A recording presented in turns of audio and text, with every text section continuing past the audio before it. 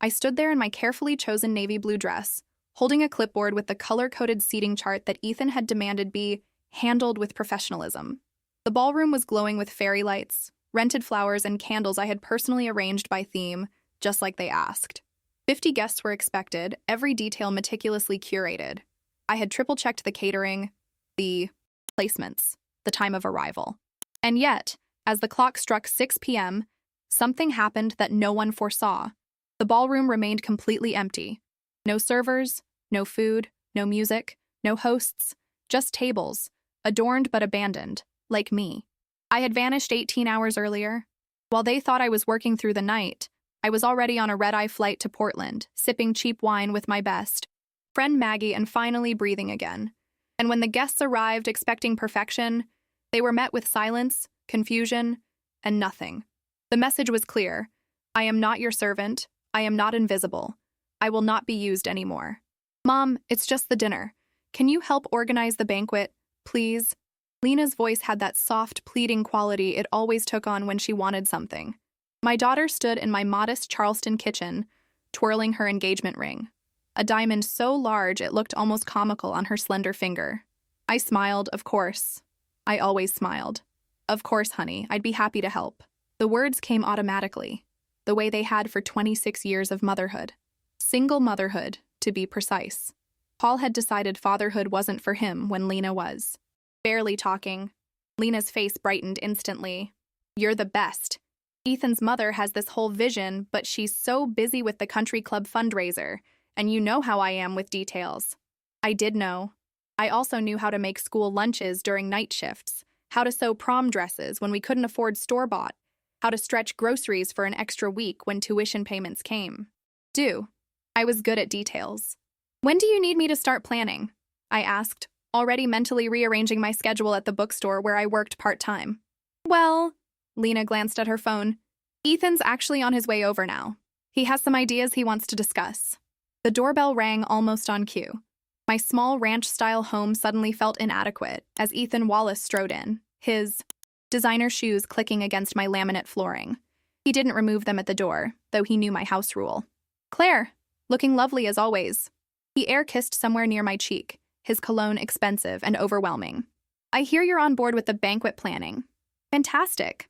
Before I could respond, he produced a leather portfolio from his messenger bag and laid it on my kitchen table, nudging aside the vase of daisies I'd picked that morning. So, I've drafted a preliminary guest list, he said, flipping open the portfolio to reveal several meticulously typed pages. 50 guests, not including the wedding party. I've coded them by importance. Red tabs are VIPs, blue are family, yellow are colleagues. I blinked, trying to process.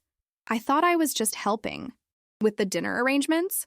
Ethan laughed, a sound like expensive crystal being tapped. Well, the dinner is the centerpiece of the reception, isn't it?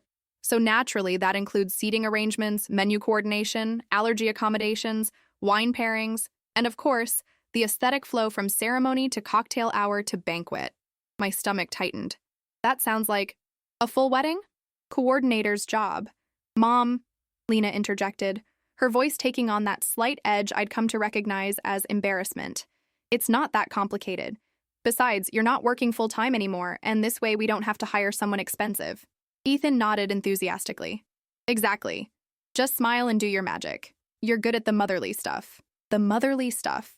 As if my entire life could be reduced to a quaint talent for arranging flowers and making people feel comfortable. As if the decades of sacrifice and work and love were just a cute skill set, available for outsourcing. But I smiled. Again. Let me see that list, I said, reaching for the portfolio. As I scanned the pages, the knot in my stomach grew tighter. Each name came with notes. Allergic to shellfish. Prefers to be seated away from ex-wife. Requires special lighting due to migraines. Needs space for wheelchair. Vegan but will eat fish if wild caught. Expects top-shelf bourbon. This is very detailed, I managed. The Wallace family has a reputation to maintain, Ethan said, his voice dropping into something serious. My father has business associates coming, the governor's aide, 2 state senators.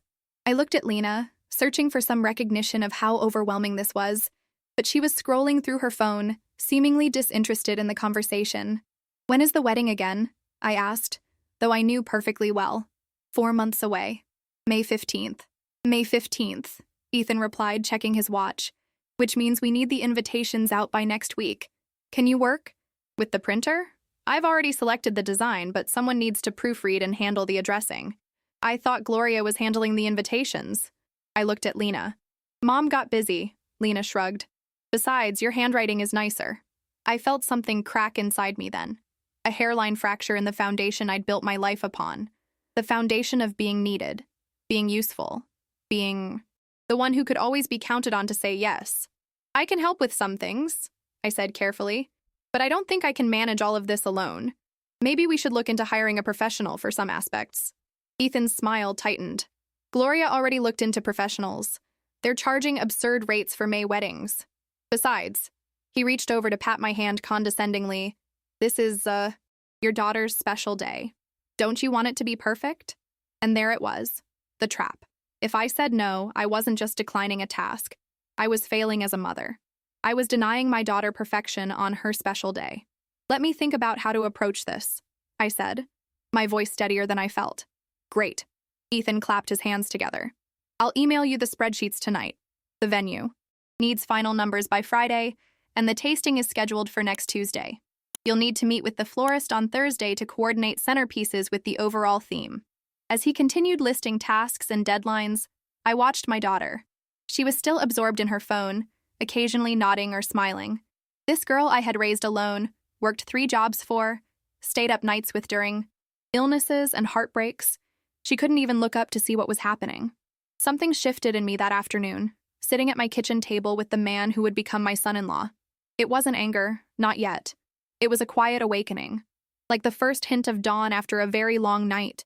I just didn't know then how bright that dawn would eventually become. You've moved the Henderson party. Next to the Sinclairs? Claire, they've been feuding over property lines for 15 years. Gloria Wallace sighed dramatically, tapping her manicured nail against my carefully arranged seating chart.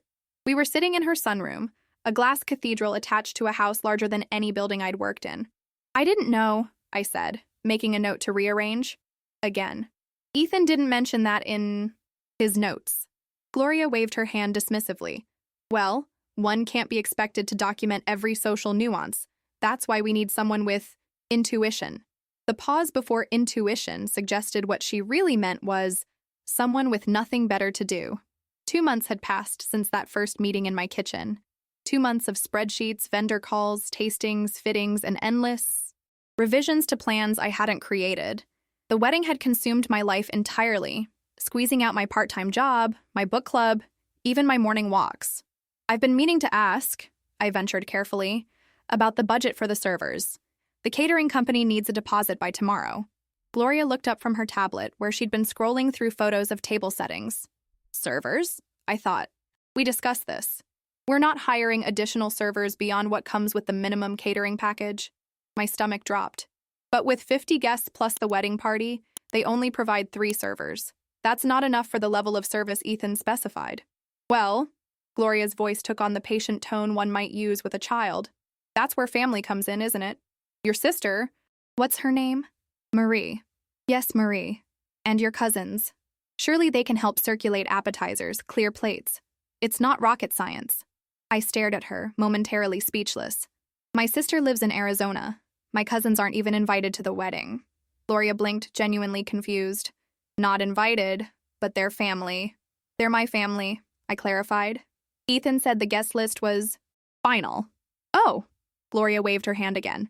That same dismissive gesture that made me feel 2 inches tall. Well, we can make exceptions for working family. I'll have Ethan add them to the auxiliary list. The auxiliary list. The people not important enough to eat or celebrate, just to serve. I don't think that's appropriate, I said, my voice quieter than intended. Pardon? I cleared my throat. I said, I don't think that's appropriate, to invite my family just to work at the wedding. Gloria set down her tablet, studying me as if I were a curious specimen. Claire, dear, I don't think you understand the scale of what we're attempting here. This isn't just a wedding, it's a social statement. The Wallace name carries weight in Atlanta. Ethan is the youngest partner at his firm in 20 years. The people attending this wedding include judges, politicians, investors. Everything must be perfect. Then perhaps we should hire proper staff, I suggested. Do you have any idea what professional servers cost for a Saturday night in May? Gloria looked genuinely affronted. I did, actually. I'd researched extensively, created budgets, obtained quotes. I'd done all the work she and Ethan had offloaded onto me. About $2,500 for the night, for 5 additional servers. I answered precisely. Which is less than the cost of the ice sculpture Ethan added yesterday. Gloria's expression cooled. The ice sculpture is a statement piece. It's necessary. Necessary. A melting swan was necessary, but treating staff with dignity was an extravagance. I see, I said, because there was nothing else to say. I was beginning to see many things clearly. My phone buzzed with a text from Lena. Where are you? Supposed to meet florist at 2. I checked my watch. 1:40.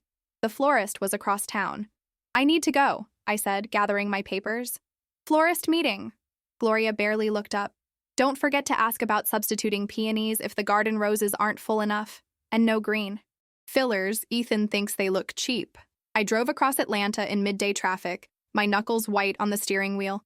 When had I become this person? This errand runner, this note-taker, this absorber of other people's stress and demands? I was late to the florist, of course. Lena was pacing outside, her face stormy. You're late, she snapped instead of hello. I was with Gloria. The meeting ran long. You need to manage your time better, Mom. This is important. Important. Like I'd been frittering away my morning on trivialities. I know it's important, Lena, I said evenly. I've spent every day for the past 2 months working on your wedding. She softened slightly, linking her arm through mine. And I appreciate it. I really do. I'm just stressed. Ethan's been on edge about work, and his mother keeps changing her mind about everything. For a moment, I saw my real daughter, the girl who used to curl up with me on rainy days, who cried on my shoulder after her first heartbreak, who called me every Sunday during college just to talk. When had she disappeared into this tense, entitled woman before me? Let's just focus on the flowers, I suggested, squeezing her arm. The meeting was a disaster. The florist, a mild-mannered man named Oliver, showed us his proposals based on previous discussions. These aren't right at all, Lena said immediately. The roses should be blush, not pink. And there's too much greenery. Ethan's mother specifically said no excessive greenery. Oliver looked confused. But in our initial consultation, you said you wanted a natural, garden-inspired look. That was before we finalized the color scheme. Lena dismissed. We need to start over. For 90 minutes, I watched my daughter reduce this creative professional to a note-taking servant. Every suggestion met with immediate rejection. Every price point challenged. When Oliver mentioned that certain flowers weren't in season and would significantly increase costs, Lena looked at me expectantly. Mom will figure it out, she said confidently. She always does. On the drive home, Lena chattered about bridesmaid dresses and hair trials, while I nodded mechanically. Inside, that crack I'd felt 2 months ago was widening, spreading like ice breaking on a frozen lake. That night, alone in my quiet house, I pulled out an old photo album. There was Lena at 5, missing her front teeth, beaming with a butterfly net. Lena at 12, proudly holding her science fair ribbon. Lena at 18, in the prom dress I'd stayed up 3 nights to alter. What had happened to us? When had I become staff instead of mother? When had she learned to see me as a resource rather than a person? I closed the album and reached for my phone. Scrolled to a name I hadn't called. In too long. Hello? Maggie's voice was warm, immediately familiar despite the years and distance. Mags, I said, my voice cracking. It's me. Claire Bear, she exclaimed, using my college nickname. God, it's been forever. How are you? The simple question, asked with genuine interest, with no agenda or demand attached, broke something open in me. Before I knew it, I was crying. Really crying. For the first time in years. Oh, honey, Maggie said softly. What's going on? I don't even know where to start, I admitted. Everything's wrong. I'm wrong. I've turned into someone I don't recognize. Then maybe it's time to remember who you really are, she said simply. Why don't you start at the beginning? So I did. And as the story poured out of me, something else began to pour. In courage, clarity, and the first faint stirrings of a plan. You're not working, so you have time. Ethan's words hit me like a slap as he handed me yet another list of tasks. We were sitting in a high-end bakery for the final cake tasting, though "we" was a generous term. I was alone, representing both Lena and the Wallace family because everyone else had more important commitments. I quit my job to handle the wedding, I reminded him, my voice steady despite the knot in my throat. That doesn't mean I have unlimited time. Ethan barely glanced up from his phone.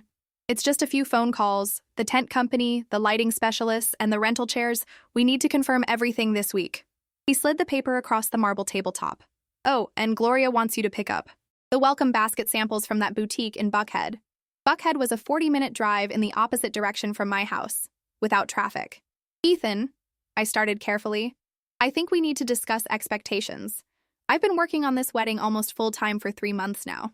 I've handled vendors, coordinated schedules, managed the budget. Is there a problem? He interrupted, finally looking up. His expression held that mixture of impatience and condescension I'd grown all too familiar with.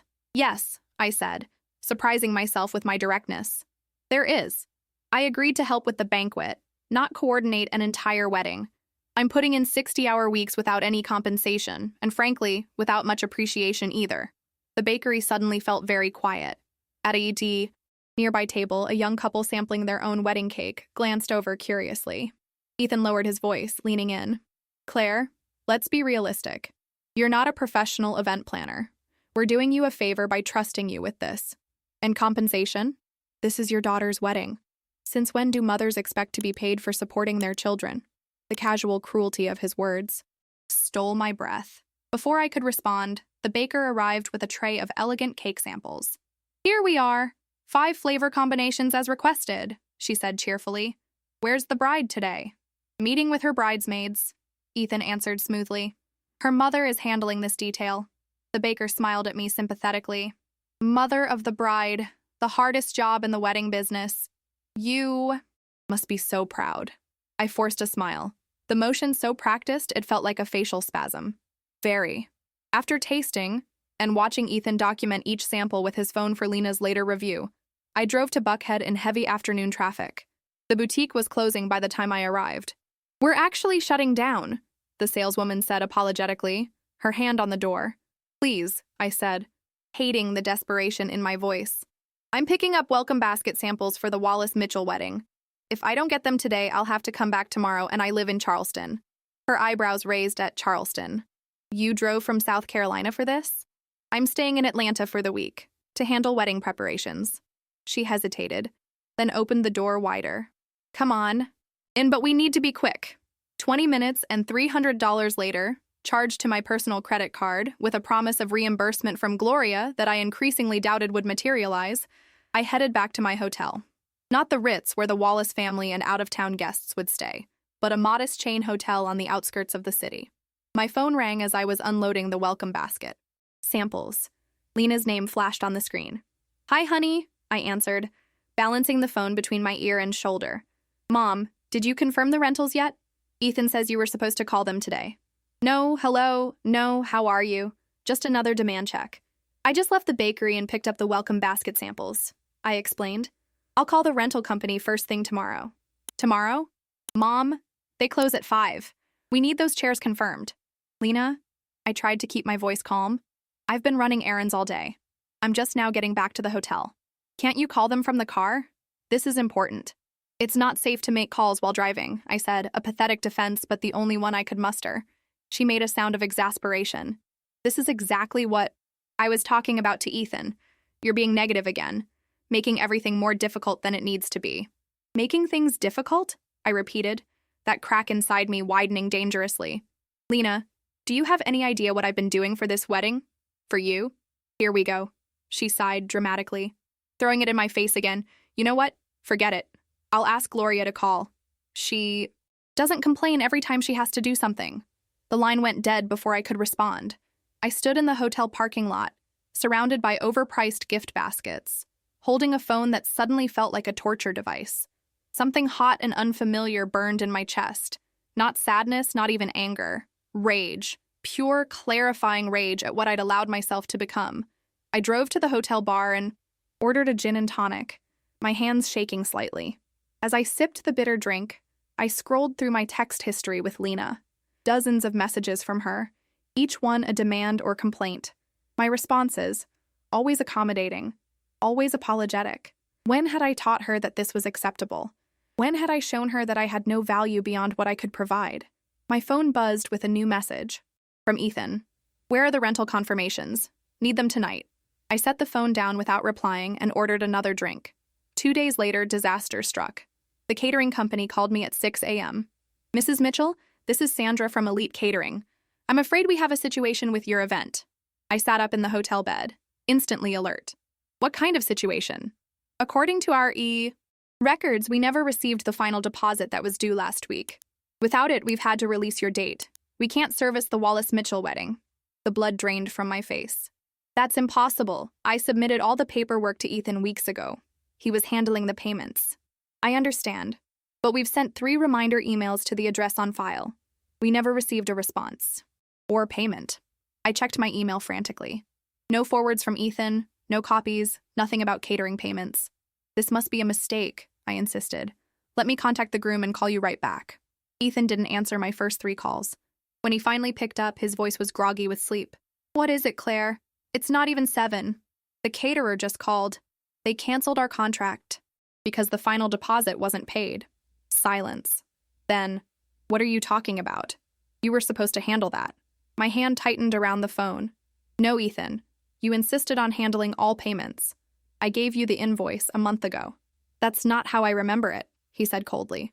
Regardless, fix it. Call other caterers. Find someone who can step in. 2 weeks before the wedding? During peak season? Ethan, that's nearly impossible. Figure it out, Claire, he snapped. That's what you're here for, isn't it? After he hung up, I sat motionless on the edge of the bed. Through the thin hotel curtains, early morning light cast long shadows across the room. I felt oddly calm, as if floating slightly above my body. For the next 10 hours, I called every catering company in Atlanta. As expected, none could accommodate a 50-person wedding on such short notice. By late afternoon, I'd compiled a list of restaurants that could potentially provide partial service, though nothing approaching the elaborate meal that had been planned. When I called Ethan with the update, he exploded. Unacceptable. My father has associates flying in from Hong Kong for this. We're not serving them takeout. These aren't takeout options, Ethan. These are respected restaurants trying to help us out of a situation you created. I created? His voice rose to a shout. You were supposed to confirm all vendor payments. That is a lie, I said, my voice deadly quiet. And you know it. Are you calling me a liar? Who do you think you are? He was yelling now, loud enough that I had to hold the phone away from my ear. You know what? Put Lena on. I need to talk to someone reasonable. Lena isn't here. I'm alone in the hotel trying to fix this mess. Well, find her. This is her wedding that's falling apart because her mother can't handle simple instructions. I ended the call without another word. 10 minutes later, Lena called. Her voice was shrill, panicked. Mom, what is going on? Ethan says you've lost the caterer. Ethan didn't pay the deposit, I explained calmly. I've spent all day trying to find alternatives. This is a disaster. How could you let this happen? I closed my eyes, letting the words wash over me. Not, how could Ethan forget to pay, but how could you let this happen? Lena, I said quietly. Do you hear yourself? Do you hear what you're saying to me? I don't have time for one of your guilt trips, Mom. My wedding is in 2 weeks and we don't have food. Your wedding, I repeated. Not our celebration as a family, not a milestone we're sharing. Your wedding, your day, your demands. What are you even talking about? You're not making any sense. I'm making perfect sense, I said, surprised by the steadiness of my voice.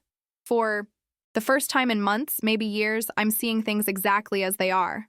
Whatever. I don't have time for this. Just fix the catering situation.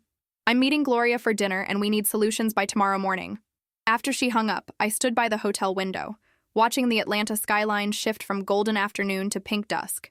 I thought about the woman I'd been 3 months ago, eager to help, desperate to please. I thought about the woman I was now, exhausted, unappreciated, used. I reached for my phone again, but not to call caterers or vendors or angry family members. Maggie, I said when she answered. Remember that offer you made? About visiting Portland? Of course. The guest room is all yours anytime. How about tomorrow? The airline attendant's voice came smooth over the loudspeaker. Final boarding call for Flight 302 to Portland, Oregon. All passengers should be on board at this time.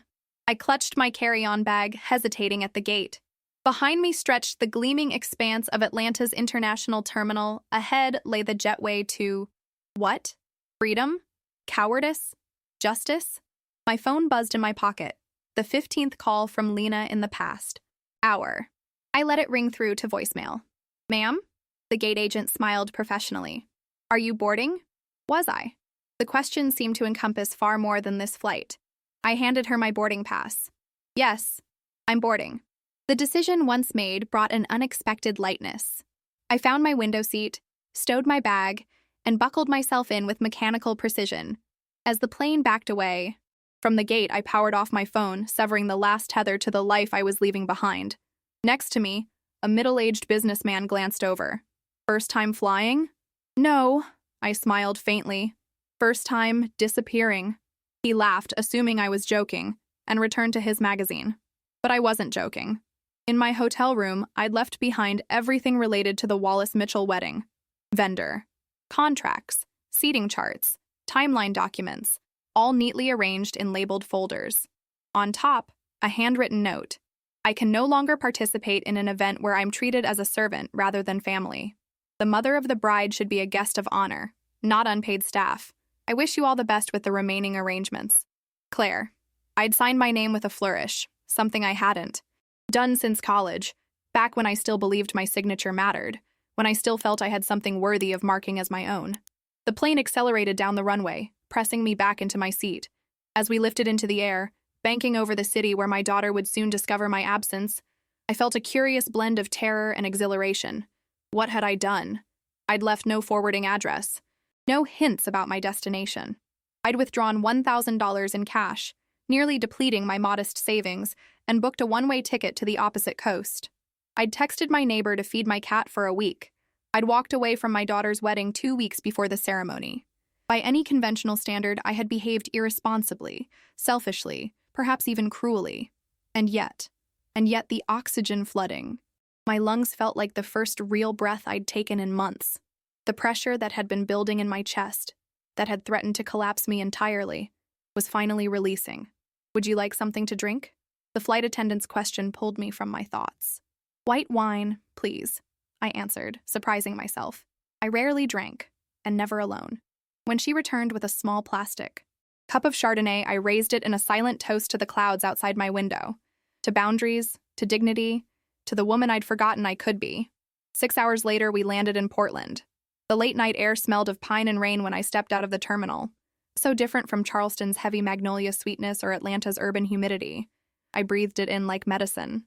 Maggie was waiting in the pickup zone, her curly gray hair wild around her face, her arms open wide. Claire Bear, she shouted, wrapping me in a hug that smelled of patchouli and home. You actually did it. I melted into her embrace, suddenly exhausted. I actually did. I'm so proud of you, she whispered fiercely. So damn proud. In the 25 years since we'd roomed together in college, Maggie and I had traveled vastly different paths. While I'd married young, had Lena, then struggled through divorce and single motherhood, Maggie had built a life of unapologetic independence, never marrying, traveling extensively, teaching art to troubled teens, living exactly as she pleased. We'd stayed in touch through occasional calls and Christmas cards, but distance and circumstances had slowly eroded the daily intimacy we'd once shared, until 3 months ago, when I'd called her in tears about the wedding. Let's get you home, she said now, taking my bag. I've got wine, chocolate, and absolutely zero judgment waiting. Her small craftsman bungalow sat on a tree-lined street in a neighborhood that hummed with creative energy. Murals on corner buildings, little free libraries at the edge of yards, community garden plots bursting with early spring vegetables. Inside, Maggie had prepared the guest room with fresh linens, a vase of tulips, and a handwritten note. Welcome to the rest of your life. We stayed up until 3, drinking red wine on her back porch, catching up on decades of life compressed into hours of conversation. I told her everything, about Paul's abandonment, about working 3 jobs to put Lena through college, about the slow erosion of my identity until I became nothing more than Lena's mother, or, worse, the help. I don't recognize my own daughter anymore, I admitted, my voice breaking. She used to be so kind, so thoughtful. Now she treats me like I'm disposable. Maggie topped off my glass. People become what they're allowed to become. You taught her she could treat you this way by always saying yes, Always putting yourself last. The truth of it stung. So this is my fault? No, she said firmly. Teaching your child to value you isn't your job. That should be instinctive. But reclaiming your worth? That absolutely is your job. And honey, you're finally doing it. Around midnight, I checked my phone for the first time since boarding the plane. 37 missed calls, 62 text messages, 4 voicemails. I listened to the first voicemail, Lena's voice tight with anger. Mom, where are you? Call me back immediately. This isn't funny. The second, 8 hours later, less angry, more confused. Mom, seriously, people are worried. Just let me know you're okay. The third, from Ethan, coldly furious. Claire, your behavior is completely unprofessional and embarrassing. Whatever point you're trying to make, you've succeeded only in confirming why we were right to question your reliability. The fourth, from Lena again, now tearful. Mom, please, I don't understand what's happening. Just come back. We need you. I set the phone down, my hands trembling slightly. You don't have to call them back tonight, Maggie said gently. Or ever, for that matter. They must be frantic, I murmured, guilt nibbling at the edges of my newfound resolve. Let them be frantic. Let them feel 1/10 of the stress you've been carrying for months. She took my hands in hers. Claire, when was the last time someone put your needs first, including you? I couldn't remember. That night, I slept more deeply than I had. In years, cushioned by distance and wine and the profound relief of having finally chosen myself. In the morning, Portland greeted me with soft drizzle and the scent of Maggie's coffee brewing. I padded to the kitchen in borrowed slippers to find her assembling a breakfast tray. Perfect timing, she smiled. I thought we'd eat on the covered porch, watch the rain. We sat side by side in wicker chairs, sipping coffee, eating fresh berries and sourdough toast, listening to the gentle percussion of raindrops on the roof. No demands, no timelines, no criticism. What happens next? I asked, more to myself than to Maggie. She shrugged. Whatever you want. That's the beauty of a clean break. You get to decide. As if on cue, my phone buzzed with an incoming call. Gloria Wallace. I showed Maggie the screen. The mother-in-law from hell. Want me to answer? I do a great receptionist voice. I laughed, a real laugh that felt foreign in my throat. No, but I think I'm ready to answer myself. I pressed the green button. Hello, Gloria. Claire? Her voice was tight with controlled fury. Would you care to explain what's going on?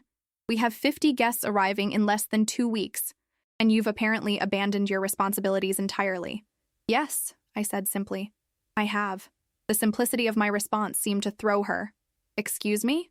I've decided I'm not willing to be treated like unpaid help for my daughter's wedding. I'm her mother, not the event staff. This is about money? Gloria's voice dripped with disdain.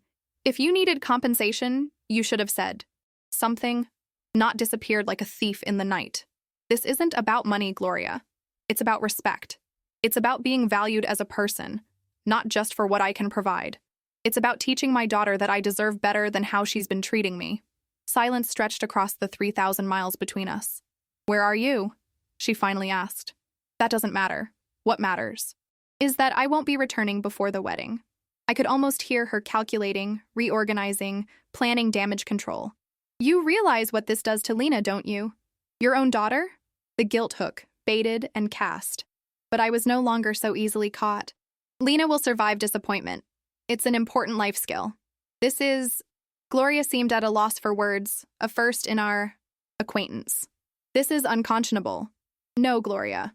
What's unconscionable is how I've been treated. And it stops now. I ended the call and set down the phone, my heart racing, but my mind clear. Maggie raised her coffee mug in a toast. To boundaries. I clinked my mug against hers. To boundaries.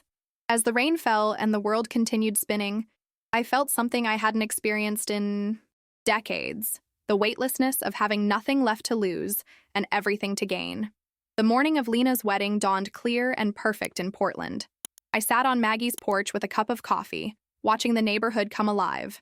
Joggers with dogs, couples walking hand in hand, a mail carrier chatting with residents as she delivered packages. It had been 13 days since my escape. 13 days of long walks through Portland's parks, of helping Maggie in her community garden plot, of rediscovering myself in conversations that had nothing to do with centerpieces or seating arrangements. I'd slept soundly, eaten well, and laughed more than I had in years. But today, Guilt and curiosity twisted together in my stomach like twin snakes. "You're thinking about it, aren't you?" Maggie said, joining me on the porch. I nodded. Hard not to. "Want to talk through it? Or would you rather be distracted?" I checked my watch. 9 a.m. in Portland, noon in Atlanta. "The ceremony is at 4. Guests are arriving at the hotel now, probably." Maggie settled into the chair beside me. "What do you think is happening?" I'd spent the past 2 weeks carefully not picturing this. But now I let myself imagine. The Ritz-Carlton ballroom, decorated according to the elaborate plans I'd helped create. The flowers delivered but not arranged. The catering, if they'd managed to find a replacement, without someone to coordinate service. The wedding party dressing in separate suites, expecting someone to tell them when and where to be. And Lena, my daughter, on what was supposed to be the happiest day of her life, without her mother. A fresh wave of guilt washed over me. "Maybe this was cruel," I whispered. "Maybe I should have found another way." Maggie's hand covered mine. "Do you remember what you told me that first night here? About how Ethan spoke to you over the phone? About how Lena blamed you for the catering disaster?" I nodded, the memory still raw. "That wasn't one bad day, Claire. That was a pattern you finally had the courage to break." My phone buzzed. A text from Marie, my sister. "Are you safe? Just tell me that." I typed back, "I'm safe. I'm okay. I'll explain everything soon." Marie was the only family member I'd contacted, sending a brief message 3 days after arriving in Portland to assure her I wasn't dead in a ditch somewhere. She'd respected my request for space, sending only occasional checking-in texts. "What if they never forgive me?" I asked Maggie. She squeezed my hand. "What if they do? What if this is exactly what needed to happen for real change?" I wanted to believe her, but as the hours crept forward, my anxiety grew. By 3 o'clock Portland time, 6 in Atlanta, I was pacing Maggie's living room, unable to settle. "I need to know what's happening," I admitted. Not to gloat, just to know. "Call Marie," Maggie suggested. She might have heard something. Marie answered on the first ring. "Claire, are you okay?" "I'm fine," I assured her quickly. I was wondering if you'd heard anything about the wedding." Marie's sigh carried clearly across the connection. "It's a mess, from what I've gathered. Lena's been calling around desperately trying to find anyone who knows where you are." Has it been canceled?" "Not canceled, but definitely not what they planned. Apparently they've cobbled together some kind of reception, but it's nothing like what was on the invitations." My heart twisted. "How's Lena?" A pause. She's been better." "Claire, what happened? This isn't like you." I closed my eyes, leaning against Maggie's kitchen counter. It's a long story, but the short version is that I couldn't be their servant anymore. I couldn't keep saying yes to people who saw me as nothing but a resource to exploit. "Oh, Claire." The understanding in Marie's voice nearly undid me. I wondered. Every time we talked, you sounded more and more worn down. "I should have said something sooner," I admitted. "Set boundaries before it got to this point." "Maybe, but knowing Ethan and his family, I'm not sure boundaries would have worked anyway." We talked for a few more minutes, Marie sharing the bits of information she'd gleaned from mutual friends. The ceremony would still happen, but the reception had been hastily reconfigured. Gloria had apparently tried to hire a last-minute coordinator who'd quoted triple the normal rate, recognizing a desperate client. After I hung up, Maggie poured us each a glass of wine. "To surviving the day," she toasted. I clinked my glass against hers but couldn't bring myself to drink. A new text had appeared on my phone, from Lena. "Mom, the ballroom is empty. No food, no music. No one knows what to do. I don't understand. Please call me." My hands shook as I set down the phone. "She says the ballroom is empty," I told Maggie, my voice strange to my own ears. "Empty? Completely?" I nodded. "No food? No music? But surely Gloria and Ethan have been handling things. They had 2 weeks to figure it out." I thought about Gloria's imperious dismissals, about Ethan's refusal to value anyone's time but his own, about the way they'd both assumed that details would simply work out because someone else, me, would handle them. "I don't think they know how," I said slowly. "I don't think they have any idea what goes into making something like this happen. They've always had people like me doing the invisible work." As 6 o'clock approached, 9 in Atlanta, when the reception would be in full swing, I gave in to temptation and called the one vendor I'd personally befriended, Olivia, the wedding photographer. "Claire," she answered. Her voice hushed. "Oh my God, where are you? Everyone's looking for you." "I'm safe," I assured her. I wanted to know what's happening there." "With the wedding?" Olivia was silent for a moment, then, "Can you hold on? Let me step outside." I waited, hearing muffled movement, then a door closing. "Okay," she said, her voice normal volume now. "It's a disaster, Claire. The ceremony happened, but it was delayed because no one knew the proper timing. The officiant almost left. And the reception, well, there isn't one. Not really." "What do you mean?" "The ballroom is set up. The tables, the decorations you arranged before you left. But there's no food except some hastily ordered platters that arrived an hour late. No servers, no bartenders, no DJ. Guests are just standing around confused, and some are already leaving." I pressed a hand to my mouth. "And Lena?" Olivia hesitated. "She's not great. She and Ethan had a huge fight right after the ceremony. I heard him blaming her for not controlling you better. And she was crying, saying she didn't understand what had happened." My stomach lurched. "He's blaming her?" "From what I overheard, he's blaming everyone. You, Lena, his mother, the vendors. He's made at least 3 staff members cry tonight." I thanked Olivia for the information and hung up, feeling numb. "Well?" Maggie asked. "It's exactly as I feared," I said. "The wedding happened, but the reception is a mess. And Ethan is showing his true colors, blaming Lena for what I did." Maggie watched me carefully. "Do you regret it? Leaving?" I considered the question. Really considered it. "No," I said finally. "I regret that Lena is hurting. I regret that it came to this. But I don't regret standing up for myself." My phone buzzed again with another text from Lena. "I don't know what I did to make you hate me so much. Hope it was worth ruining the most important day of my life." The words cut deep, but I noticed something too. Even now, at her lowest moment, she was still making it about her. Still not asking if I was safe. Still not wondering why I'd felt the need to leave so dramatically. Just accusation. Just hurt. Just self-focus. "She still doesn't get it," I told Maggie, showing her the text. "Give her time," Maggie advised. "This is a shock to her system. A necessary one, maybe, but still a shock." That night, I dreamed of empty ballrooms and abandoned tables, of my daughter in a white dress standing alone. I woke before dawn, my pillow damp with tears. But as the morning light filtered through the curtains, something else filtered through my grief, a fragile sense of hope. Maybe, just maybe, this painful lesson would lead to something better. Maybe Lena would see Ethan clearly for the first time. Maybe she would finally understand what she'd been asking of me, what she'd been taking for granted, or maybe not. Maybe I'd lost her forever with this one dramatic act of self-preservation. Either way, I had to keep moving forward. I had to trust that choosing myself, even once, even late, was the right thing to do. The days following the wedding passed in strange suspension. I stayed in Portland, helping Maggie with her community art projects, exploring the city's neighborhoods, and gradually building a routine that had nothing to do with serving others' needs before my own. The text from Lena stopped after the wedding night. My calls went straight to voicemail. Even Marie reported that she'd gone silent, not responding to family check-ins. "Give her space," Maggie advised. "She's processing." A week after the wedding, my phone rang with an unfamiliar Atlanta number. "Hello?" I answered cautiously. "Mrs. Mitchell? This is Oliver Brooks, the florist for the Wallace Mitchell wedding." My heart sank. "Oliver, I'm so sorry about what happened. I should have—" No, he interrupted. "I'm not calling to scold you.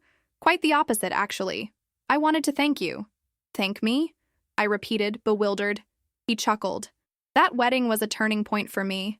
Watching how they treated you, how your daughter and her fiancé spoke to you, it made me realize I've been letting clients walk all over me for years.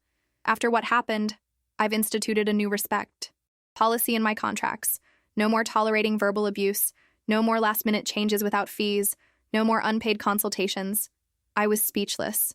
"Anyway," he continued, "I heard through the grapevine that you left town. I just wanted to say that I understand why, and I hope you're doing well." After we hung up, I sat on Maggie's porch swing, contemplating this unexpected perspective. My disappearance, my act of self-preservation, had somehow empowered someone else to set boundaries too. The thought was still sinking in when my phone rang again. This time, Gloria Wallace's name appeared on the screen. I took a deep breath before answering. "Hello, Gloria." "Claire." Her voice was tight but controlled. I think it's time we spoke directly. I agree. What you did was inexcusable, she began, her words clipped and precise. You abandoned your responsibilities, embarrassed both families, and devastated your daughter. I waited, letting her continue. However, she said after a pause, I've had time to reflect, and while I still believe your methods were extreme, I must acknowledge that perhaps there were misunderstandings about your role in the wedding preparations. Coming from Gloria, this was practically a full apology. I appreciate that, I said carefully. How is Lena? Gloria sighed, the sound softening her formality slightly. She's struggling. The wedding was not what anyone expected. Many guests left early. There were complaints. It was frankly humiliating for all involved. I'm sorry for the pain caused, I said, and meant it. But I'm not sorry. I stood up for myself. Yes, well, Gloria cleared her throat. The reason I'm calling is that Lena and Ethan have returned from their honeymoon. I thought you should know. The honeymoon. I'd forgotten they were still planning to go to Bali for 2 weeks after the wedding. Thank you for telling me. There's something else. Gloria's voice took on an unusual hesitancy. Things between them are tense. The wedding situation has created significant strain. I wasn't surprised, remembering what Olivia had told me about Ethan blaming Lena. I'm sorry to hear that. Are you? Gloria asked sharply. You must have known what your actions would do to their relationship. I knew it might reveal things about their relationship, I corrected gently. Things that were already there. Just hidden. There was a long silence. Then, perhaps, Gloria admitted, Ethan has not risen to the occasion as one might hope. His behavior during the crisis was not particularly admirable. The understatement almost made me laugh. And how are you, Gloria? How did you handle things after I left? Another pause. Not well, initially, she said with surprising honesty. I discovered rather quickly that I had no idea how to coordinate even the simplest aspects of the event. I've never had to, well, I've always had people who handled such things. People like me, I supplied. Yes, she agreed quietly. People like you. We talked for a few more minutes, the conversation more genuine than any we'd had during the months of wedding planning. Before hanging up, Gloria said something. That stunned me. For what it's worth, Claire, I believe I owe you an apology. We asked too much and offered too little in return. That was wrong of us. The admission left me speechless. I thanked her and ended the call, sitting in stunned silence on Maggie's porch. Well? Maggie asked, bringing out iced tea. What did the dragon lady want? I relayed the conversation, still processing Gloria's unexpected apology. People can surprise you, Maggie mused. Sometimes it takes an earthquake to make them notice the ground they're standing on. That evening, as Maggie and I prepared dinner together, my phone lit up with a text from Lena. I'm ready to talk if you are. Simple words that carried the weight of worlds. I responded immediately. I'm ready. Call anytime. The phone rang. 20 minutes later. Hi, Mom. Lena's voice sounded smaller, more vulnerable than I'd heard it in years. Hi, sweetheart, I said, my throat tight with emotion. How are you? A shaky inhale. Not great. Everything's kind of fallen apart. I'm so sorry, Lena. Are you? A flash of the old anger. You left. You disappeared when I needed you most. I left because I couldn't be who you were, asking me to be anymore, I explained gently. I couldn't keep giving pieces of myself away until there was nothing left. Silence stretched between us, filled with all the things we'd never said to each other. Ethan and I are separating, she finally said, her voice catching. We've been fighting nonstop since the wedding. He keeps saying I should have controlled you better, that I should have, seen this coming. He says I'm just like you, unreliable, emotional, weak. Each word was a knife to my heart. Oh, Lena. And the thing is, she continued, her voice strengthening slightly, hearing him talk about you that way made me realize how he talks about me too, how he's always talked about me, like I'm less than, like I'm something to be managed. I'm so sorry, I said again, unsure what else to offer. When did it start? She asked suddenly. When did you start feeling used? By me, I mean. The directness of the question caught me off guard. It was gradual, I answered honestly. Little things. The way you'd ask for help but never say thank you. The way you'd dismiss my concerns. The way you started to sound more like Ethan and less like yourself. I didn't notice, she whispered. I didn't see what I was doing. We get caught in patterns, I said. both of us. I kept saying yes when I should have said no. I kept putting your needs above my own, even when it was hurting me. Where are you? She asked. Gloria mentioned Portland, but she wasn't sure. Yes, I'm in Portland, staying with my college roommate, Maggie. Will you come home? To Charleston, I mean. Home. The word hung between us, complex, and waited. Eventually, I said, but I'm not ready yet. I'm still figuring things out. What things? Who I am when I'm not just being your mom. What I want for the next chapter of my life. How to have a relationship with you that's healthy for both of us. Another long pause. Then, in a small voice that reminded me of the little girl who used to crawl into my lap with skinned knees. I miss you. I miss you too, sweetheart. So much. We talked for almost 2 hours that night. Really talked, in a way we hadn't since she was a teenager. She told me about the wedding day, how everything had fallen apart without me there to hold it together, how Ethan had revealed his true character under pressure, how she'd finally seen the truth about the man she'd almost committed her life to. You saved me, she said as our conversation wound down. It was the worst day of my life, but you saved me from making an even bigger mistake. That wasn't my intention, I admitted. I just couldn't do it anymore. I know, she said softly, but maybe that's exactly what needed to happen. Maybe we both needed to break free. After we hung up, I sat on Maggie's back porch, watching fireflies rise from the garden in the summer twilight. For the first time since my dramatic escape, I felt the tight knot of guilt in my chest begin to loosen. Not because Lena had forgiven me, though she seemed to be moving in that direction, but because I was finally forgiving myself. I hadn't ruined my daughter's life. I might have even saved it. And in saving her, I'd finally saved myself. 3 months after the wedding that wasn't, I returned to Charleston. Maggie drove me to the Portland airport, both of us teary-eyed but smiling.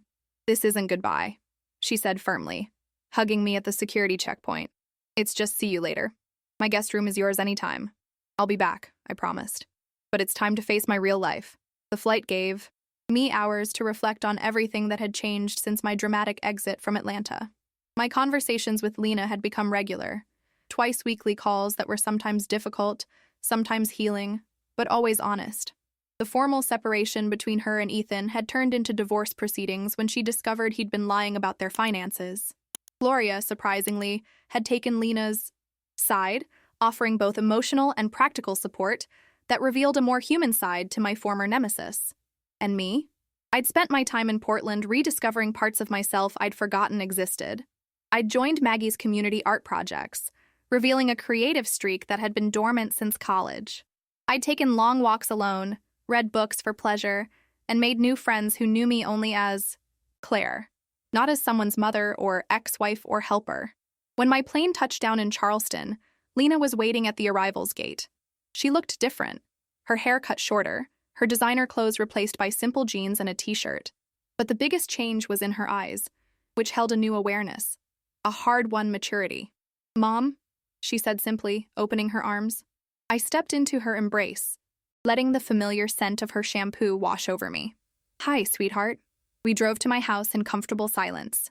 When we arrived, I was touched to find fresh flowers on the table, the refrigerator stocked, and everything spotlessly clean. I've been coming by every few days, Lena explained, watching me take it all in. Thought you'd want to come home to something nice. The role reversal wasn't lost on me, my daughter, taking care of my needs for a change. Thank you, I said, meaning it deeply. We settled on my small back porch with glasses of sweet tea, the Charleston humidity enveloping us like a familiar blanket. So, Lena began, a hint of nervousness in her voice. I have some news. I waited, giving her space to continue. I've moved back to Charleston. Permanently. She twisted her glass in her hands. I got a job teaching at the community college. Just adjunct for now, but there's a full-time position opening next semester. Teaching?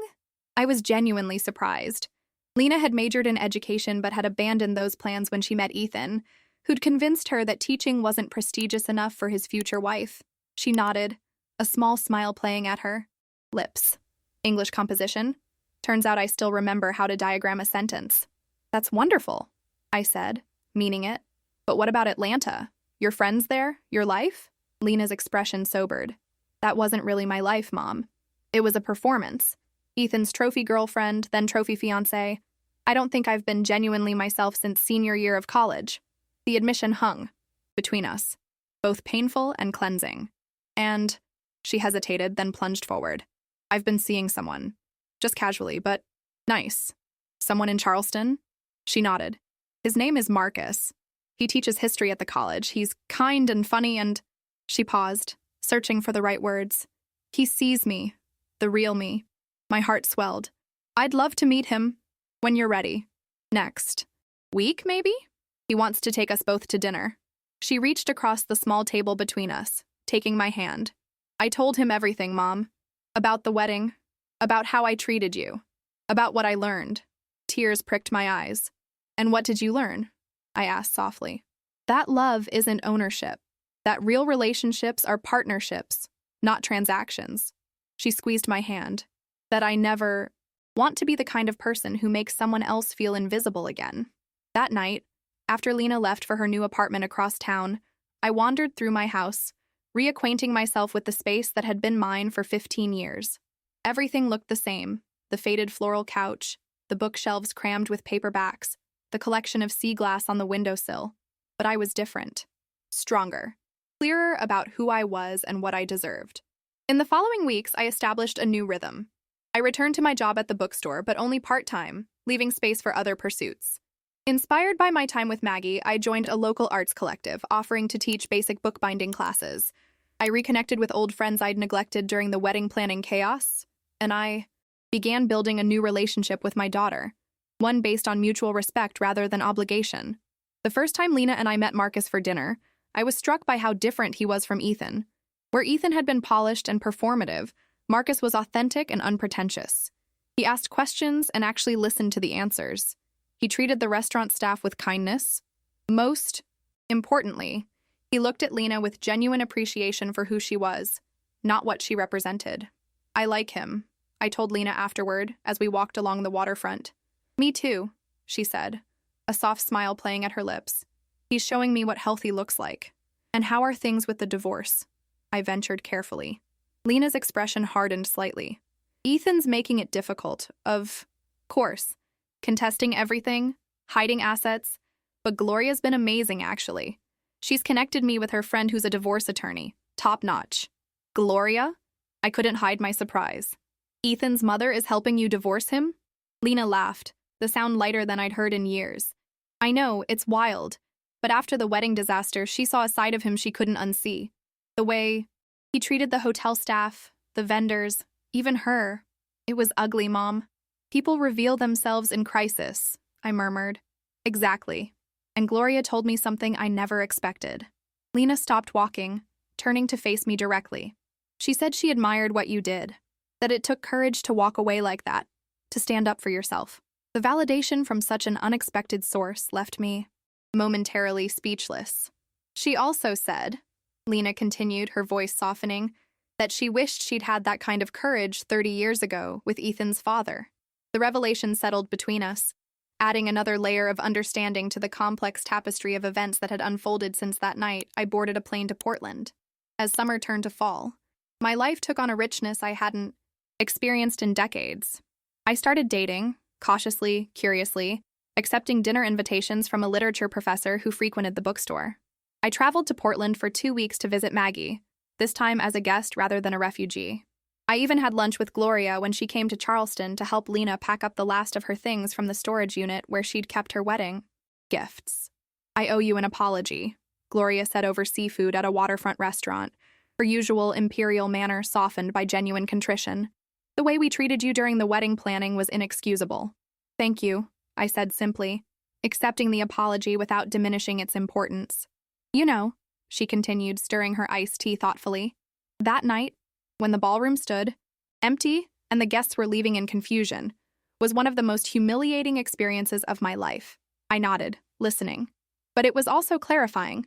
I realized how much I'd come to depend on other people making my life function smoothly.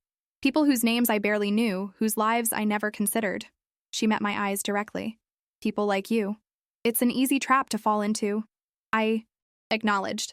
Treating people as functions rather than humans. Indeed.